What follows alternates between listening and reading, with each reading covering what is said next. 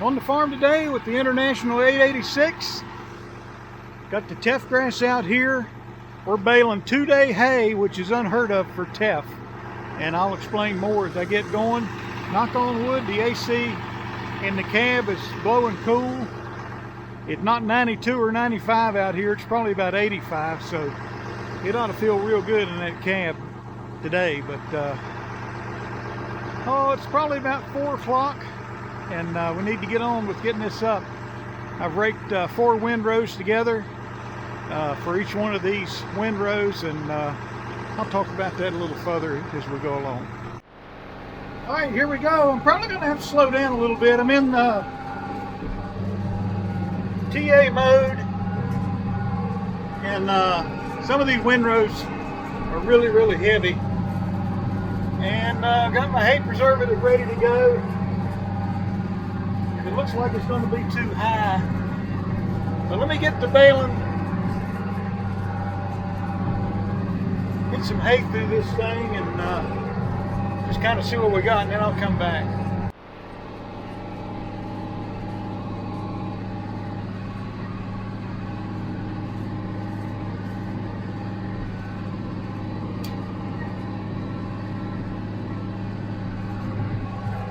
So I'm bringing on my hay preservative. I'm seeing it creep up.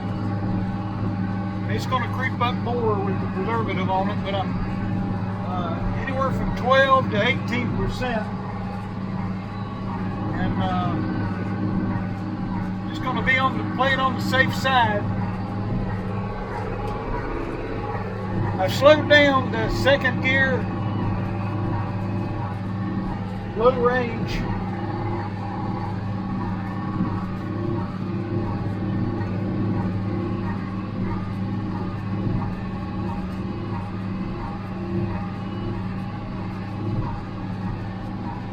So my moisture readings are going to be inaccurate with the hay preservative. I don't know if you can see that going on, but it's giving it a pretty good coating. Buffered propionic acid. So it's going to rain tomorrow. It's going to go into a square bale today. That's the bottom line.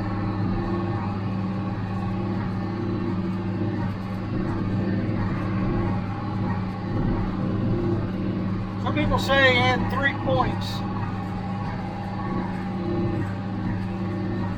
for hay preservative to get your, in other words, it's going to kick up your moisture reading by 3 points. And right in here where it's light, it's 16, but I've seen it, 22, 25. Just got to be. Got to be smart about this. So this stuff is definitely borderline. And every now and then I get a high, and then I get low, and then I get high. And I think the grass is pretty dry, but there were some wet chunks in there from time to time.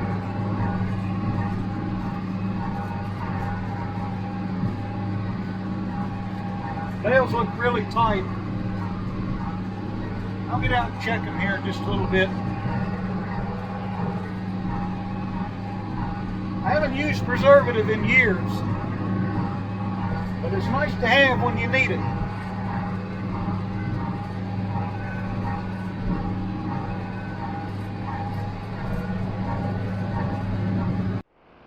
So right here is what I got for bales, and they're really tight, and they're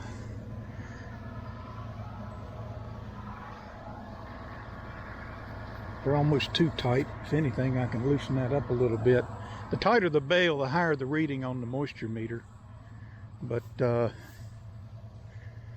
was probably a bale that was already in it. So I'm going to loosen that tension up just a tick. And then right here's the nozzles, and I got them so they spray the hay as it gets broken up and comes up into the pickup and goes over. And I got a video on this. If you look up hay preservative applicator and humble haymaker, you'll find it. Well, let me keep going.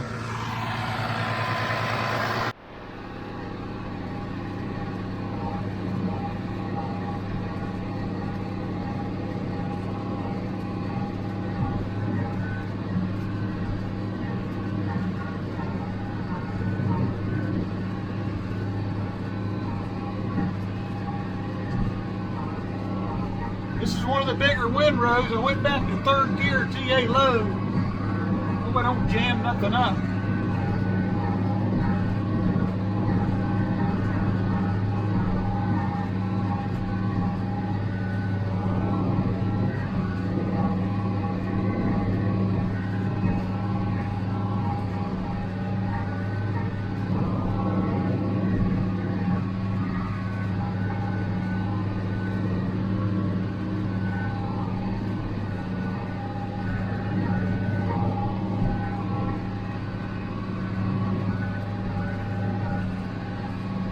Yield is going to be way down from where it was on the first cut, I believe.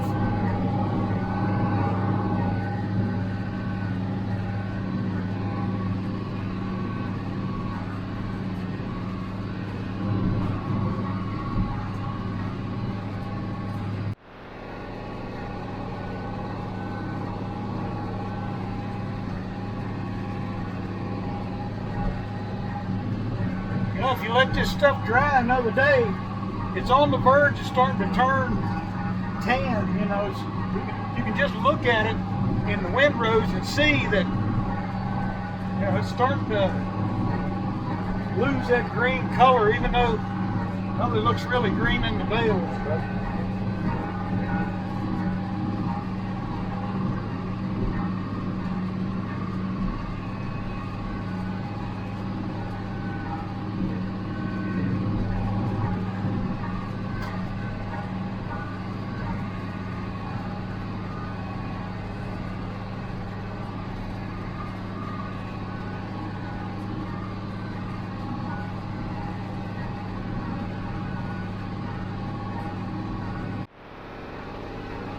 This is another big windrow.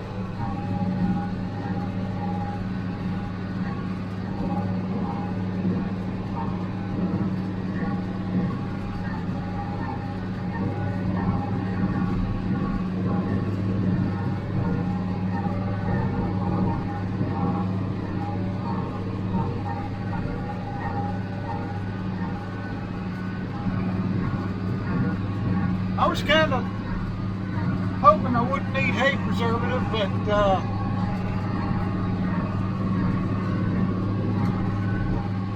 2 days on Teff is kind of unheard of.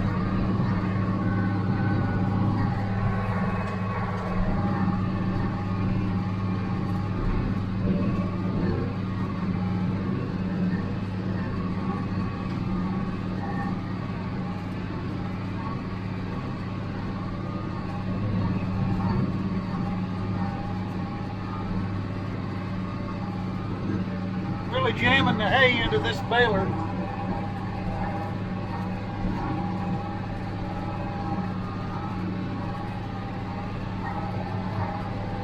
I'm gonna be surprised if I get more than one wagon. We'll see.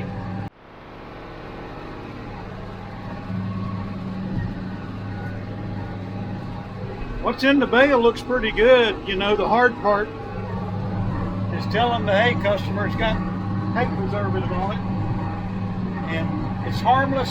It's buffered propionic acid.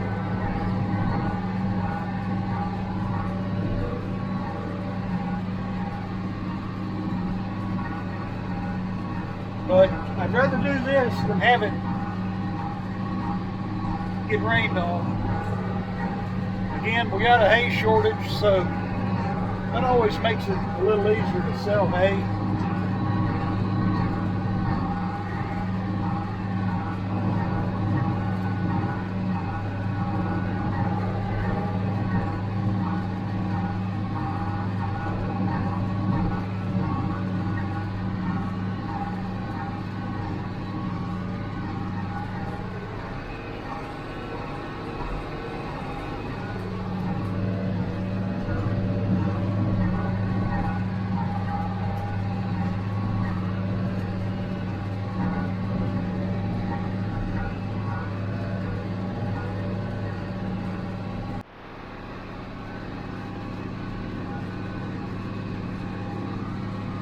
Moisture readings are just all over the place. That's 21. That's with the hay preservative.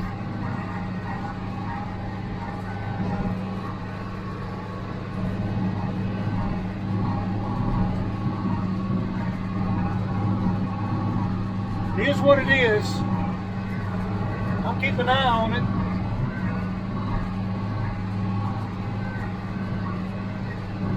You go out there and touch and feel it. It feels pretty dry. But that's the thing about Teff grass. And this hay preservative kind of jacks up the number 2.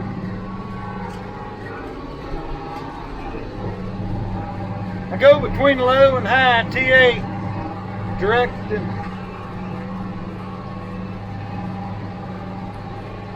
I figured we'd fill up this wagon on this field, but we didn't. Oh well. I mean, if the numbers on this part of the field where it gets a lot of sun are elevated, I can't wait to see what the numbers are down here on the other side of my barn, especially up against the woods. But tell these are pretty heavy bales just on the way the thrower's kicking them. So I had to increase the throw a little bit to get them to the back of the wagon.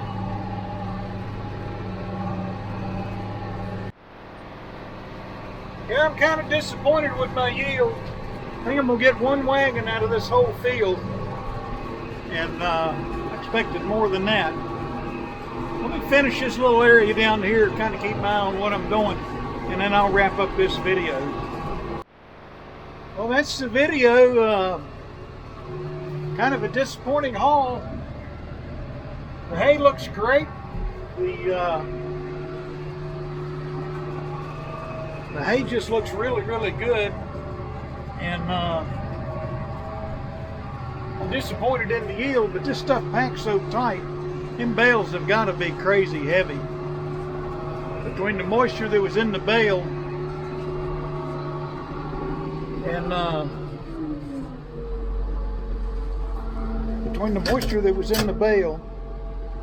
and the preservative it was going on it, which is not that much.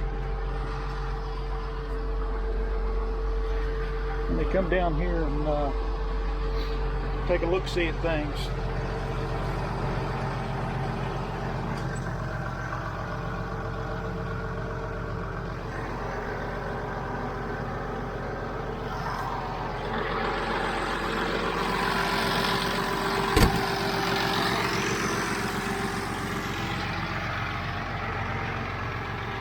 It'll be interesting to see if this hay dusts up.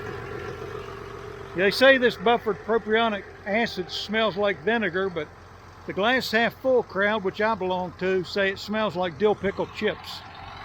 So that hay is going to smell like dill pickle chips, but I think I gleaned it off pretty good. I'm not seeing a lot of hay left, but let's go back here and look at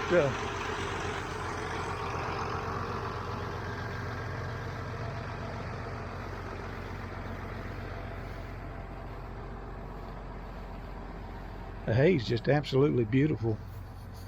Such a thin stem. You know, you can see a little bit of green right there. I mean, sometimes what happens is you'll get a little bit of green in your hay, but the dry will overwhelm it and suck up whatever moisture's there, and you won't have any problem. But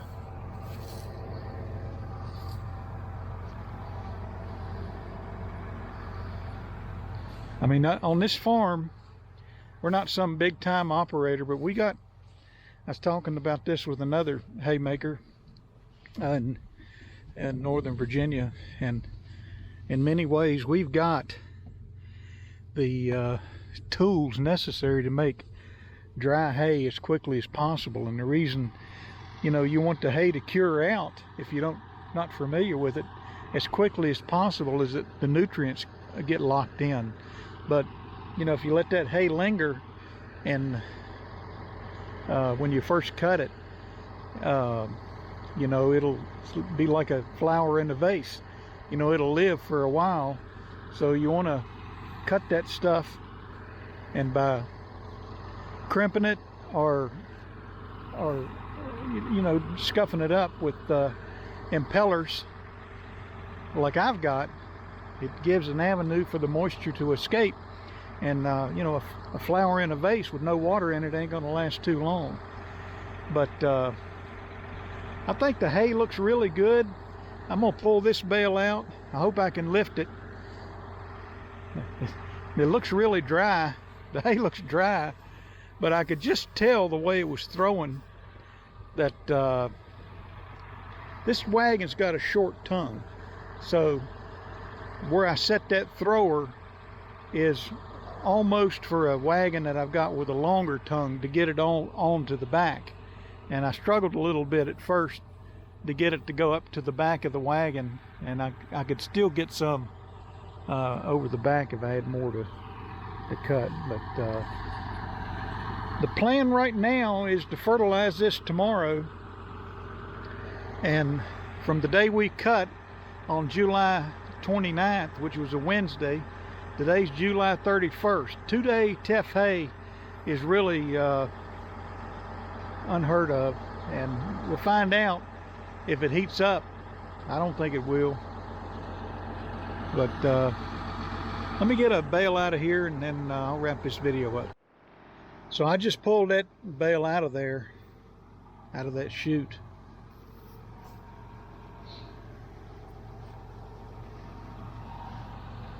There's a green piece of something in there, but the strings are tight enough. I guess when it dries down, these will loosen up some.